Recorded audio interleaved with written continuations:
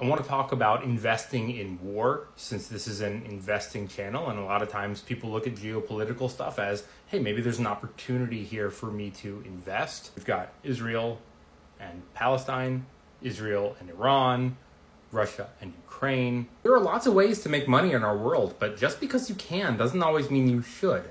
I choose to not profit off of weapons of destruction that are blowing off the legs of little kids and destroying villages.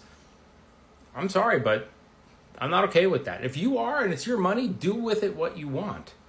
But just like conservative people on the right say stuff like, I won't invest in Disney because they went woke, or a couple years ago at least, I won't invest in Target because they have rainbow flags on their shirts, or I won't invest in Budweiser because of the trans activist Dylan Mulvaney being on one of their cans. Oh, I can't do it.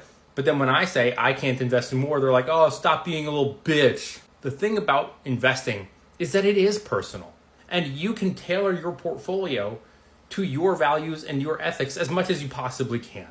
And so for me, I choose to sit it out. I would feel pretty bad if I went around to my friends saying, hey, I made a lot of money this week in the stock market or this month or this year because there are so many wars. I'm not okay with that. I've been pretty consistent about this. This is an article on CNBC from 2023. Hey, that's me on a CNBC article. Now, I'm not going to go over the data and show you the stock charts and the estimated revenues and all of that, because that's not what this video is about. This video is about the fact that, yes, you can make money off of war, but there are lots of ways to make money. Don't worry about me. I'm not going to go broke because I didn't invest in war. You can make a lot of money investing in technology, in semiconductors, in quantum computing. Those stocks are really hot right now. You can invest in growth stocks. You can invest in fast casual restaurants like Cava or Chipotle, or dividend companies like McDonald's or Johnson & Johnson. And people might have problems with some of those companies too.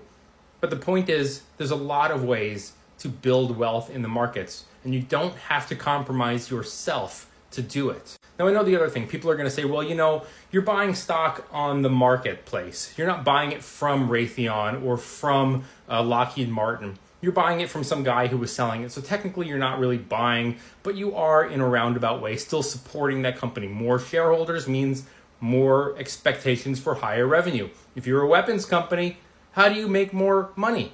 And some people might say, hey, other countries, they have a right to defend themselves. And then, so isn't it a good thing that these weapons companies exist? Sure, you could look at it from that side too.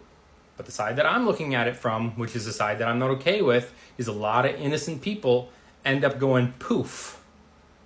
I don't want to make my money that way.